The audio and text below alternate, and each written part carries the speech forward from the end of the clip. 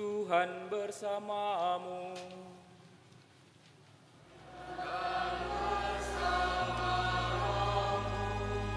Inilah Injil suci menurut Santo Lukas.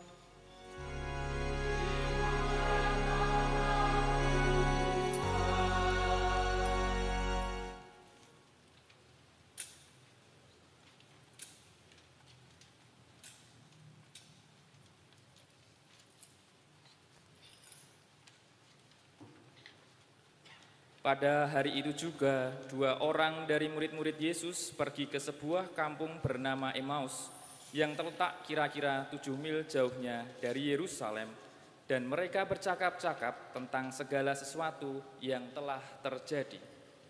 Ketika mereka sedang bercakap-cakap dan bertukar pikiran, datanglah Yesus sendiri mendekati mereka, lalu berjalan bersama-sama dengan mereka.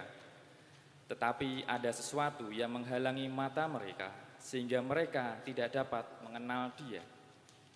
Yesus berkata kepada mereka, "Apakah yang kamu percakapkan sementara kamu berjalan?"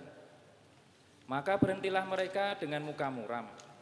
Seorang dari mereka, namanya Kleopas, menjawabnya, "Adakah engkau satu-satunya orang asing di Yerusalem yang tidak tahu apa yang terjadi di situ pada hari-hari belakangan ini?"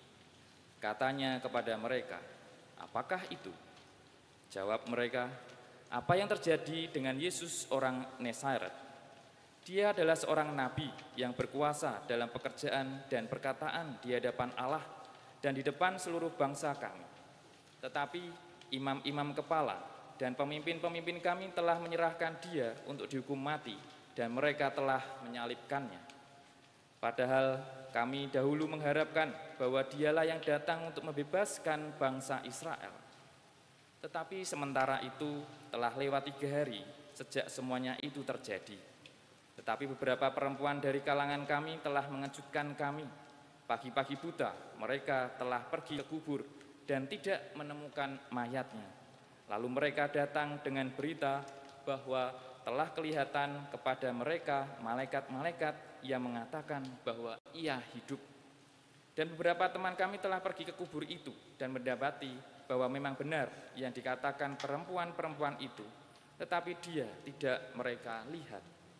Lalu Ia berkata kepada mereka, "Hai kamu orang bodoh, betapa lambannya hatimu, sehingga kamu tidak percaya segala sesuatu yang telah dikatakan para nabi. Bukankah Mesias harus menderita semuanya itu untuk masuk ke dalam kemuliaannya?" Lalu Ia menjelaskan kepada mereka apa yang tertulis tentang Dia dalam seluruh kitab suci, mulai dari kitab-kitab Musa dan segala kitab nabi-nabi. Mereka mendekati kampung yang mereka tuju, lalu Ia berbuat seolah-olah hendak meneruskan perjalanannya, tetapi mereka sangat mendesaknya. Katanya, "Tinggallah bersama-sama dengan kami, sebab hari telah menjelang malam dan matahari mulai terbenam." Lalu masuklah Ia untuk tinggal bersama-sama dengan mereka. Waktu Ia duduk makan dengan mereka, Ia mengambil roti, mengucap berkat, lalu memecah-mecahkannya dan memberikannya kepada mereka. Ketika itu terbukalah mata mereka, dan mereka pun mengenal Dia. Tetapi Ia lenyap dari tengah-tengah mereka. Kata mereka seorang kepada yang lain, "Bukankah hati kita berkobar-kobar ketika Ia berbicara dengan kita di tengah jalan dan ketika Ia menerangkan kitab suci kepada kita?" Lalu bangunlah mereka dan terus kembali ke Yerusalem. Di situ mereka mendapati ke-11 murid itu. Mereka sedang berkumpul bersama-sama dengan teman-teman mereka. Kata mereka itu, "Sesungguhnya Tuhan telah bangkit dan telah menampakkan diri kepada Simon."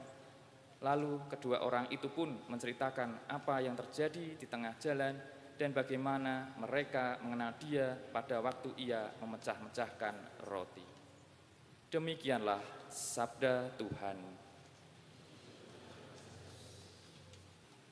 Frater, suster, Bapak, Ibu, saudara-saudari, dan teman-teman. Kisah kebangkitan yang baru saja kita dengarkan tadi adalah salah satu kisah kebangkitan favorit saya.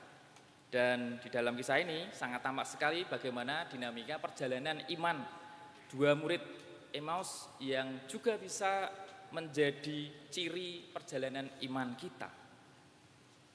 Ada dua murid yang sedang dalam perjalanan menuju ke Emmaus.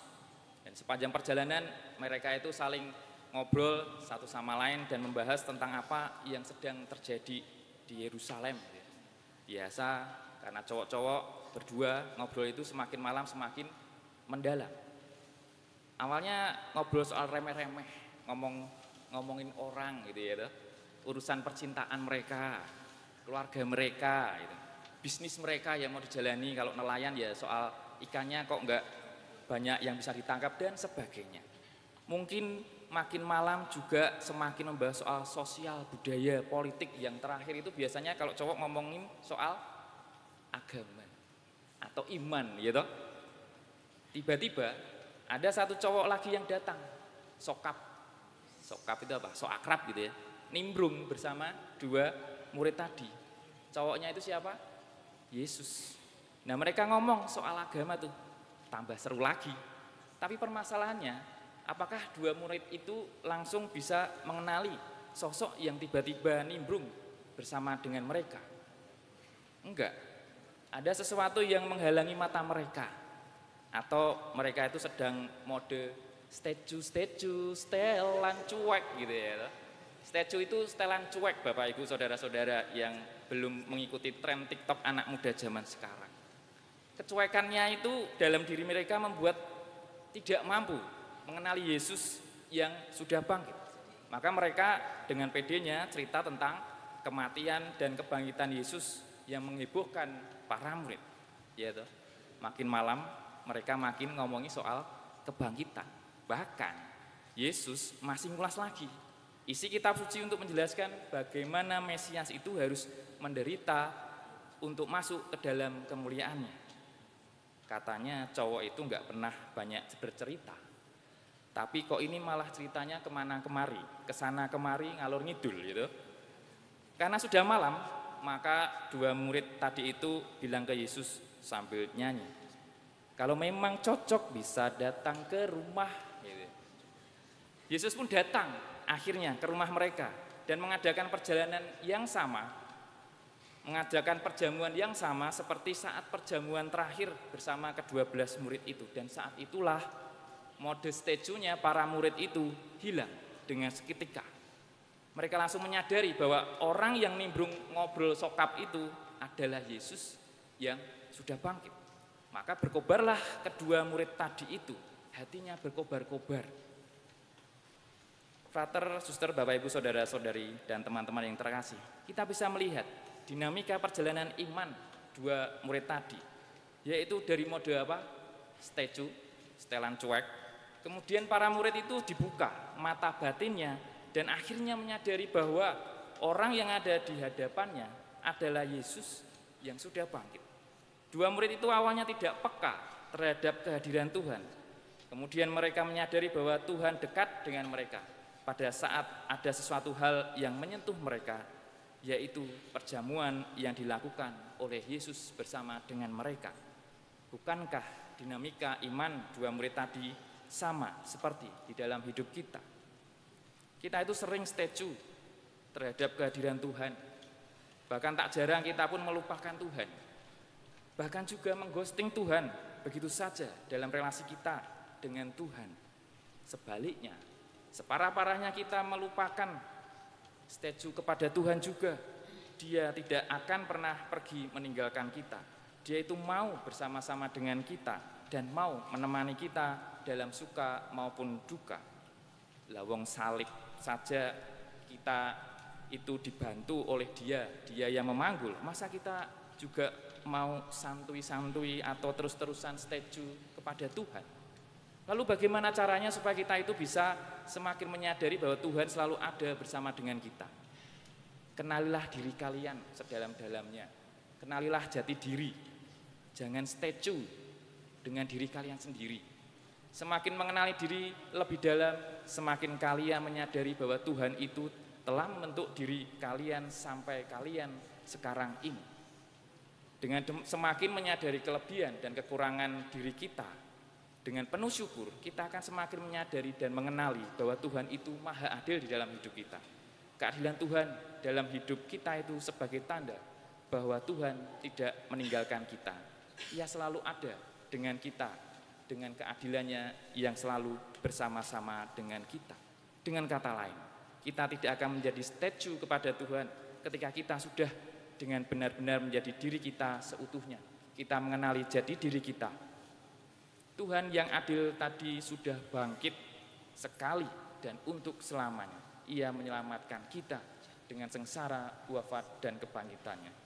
Sebagaimana para murid Emmaus yang terkobarkan karena tidak statue lagi dan siap menjadi saksi kebangkitan Yesus, kita pun juga diundang untuk bersaksi sebagai wujud cinta Tuhan yang sudah menyelamatkan hidup kita. Masih ada yang mau mendapatkan berkat Paskah? Masih mau? Ada yang angkat tangan ya? Oke, saya mau bagi-bagi berkat Tuhan. Semoga ada yang menarik dari berkat Tuhan itu. Tapi bagi-baginya dengan sesuatu cara gitu ya. Nanti saya akan menerbangkan pesawat kertas. Jadi ketika ada umat yang mendapatkan pesawat kertas itu, lalu silakan baca apa yang ada di pesawat kertas itu. Itu ya. Oke, deal ya. Nanti kalau dapat lalu menjawab, berdiri menjawab lalu dapat berkat Paskah pada sore hari ini. Saya sudah menyiapkan pesawat. Nah, ini pesawatnya, ya toh. Semoga terbangnya bagus ya. Karena sudah dirancang dengan penuh cinta kasih. Oke. Pesawat pertama, saya punya 2 pesawat ya toh. Perlu diabapi dulu enggak ya? Enggak kan? Dulu biasanya kalau anak-anak main itu kan diabapi dulu, enggak perlulah ya nanti nular penyakitnya. Semoga sebelah sini ya. Lah enggak dapat, ulangi. Tidak mau bekerja sama ini. Ulangi dari depan. Sebelah sini aja deh. Nah, mesti kena nih. Lah ya toh, silakan, frater. Lah ya toh, silakan, frater. Silakan dibuka, itu ada pertanyaan.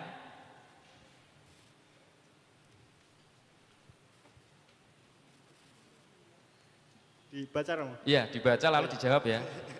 Masa di dalam hati aja. Apa makna Paskah tahun ini bagimu? Apa? Kok tanya saya? Jawab, Bos. Oke, baik. Bagi saya makna Paskah tahun ini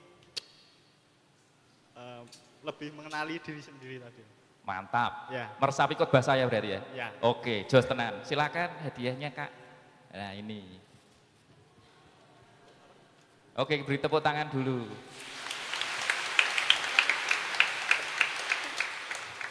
Yang kedua, sisi sebelah sini ya, agak tengah ya.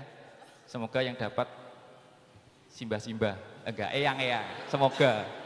Karena di sini mayoritas mesti remaja dan orang muda. Nah, kenakan pas di belakangnya Mbak. Oh enggak, eyang-eyang tapi orang muda. Silakan dibuka, jangan tanya ke saya, jawab sendiri ya. Pertanyaannya, apa harapanmu untuk Paskah tahun ini? Yes. Ya, kalau dari saya, apa harapan saya untuk Paskah tahun ini? Harapan saya untuk mengenali diri saya dan semakin memperkuat iman saya kepada Tuhan. Amin, tepuk tangan dulu. Terima kasih. Hadiahnya? Ini berkat Paskahnya luar biasa. Yang merah masih di kantong saya.